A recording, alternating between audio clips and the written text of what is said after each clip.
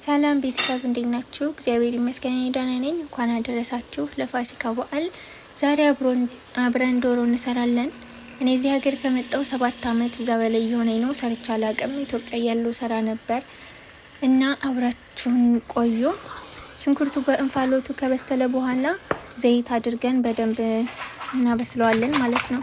በጎን ዶሮችንን እያጠብን ነው። በነገራችን ላይ የዚህ ሀገር ዶሮ ዝም ብሎ ቶሎ ነው እና የሚበስለው ብዙ ደስ አይልም እና ሽንኩርታችን በዘይት እንደዚህ ጥብስ ብሎ ከበሰለልን በኋላ በርበሬ እንጨምራለን።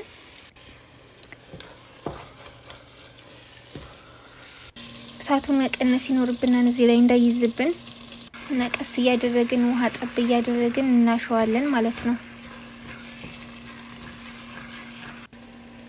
እና ነጭ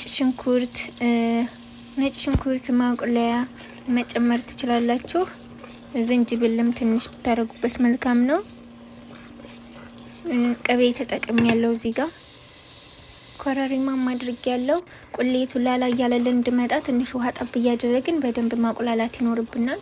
በደንብ ማሸት ይኖርብናል እና ቪዲዮ እንዳይረዝም በተቻለኛ አቅም ቶሎ ለመቀረጽ እየሞከርኩ ነው። ጠርጠር እያደረግኩ ማለት ነው።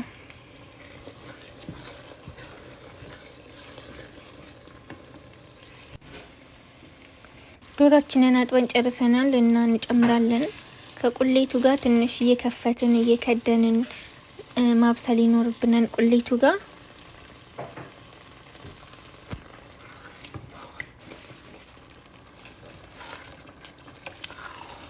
አልችልም ብሎ ከመተው ይልቅ መሞከርን የመሰለ ነገር የለምና ያው እኔም አልችልም ነበር። የዚህ ሀገር ዶሮ ምናምን አብዛኛው ነገር በርበሬ ምናምን መገዙት ውጭ ላይ ስለሆነ ቤት የተዘጋጀ ቢሆን ምናምን በጣም ጥሩ ነው ለምግባችሁ እና አልችልም ብሎ ዝም ከማለት ይልቅ መሞከርን የመሰለ ነገር የለም። እና ውሃችሁን ከልሳችሁ እኔ ውሃውን ከልሻለሁኝ የፈላ ውሃ አድርጌ ከልሼ ጨርሻለሁኝ።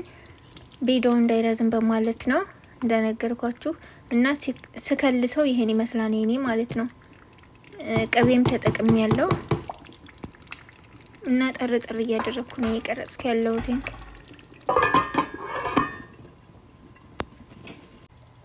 እንቁላላችንን አስገብተናል።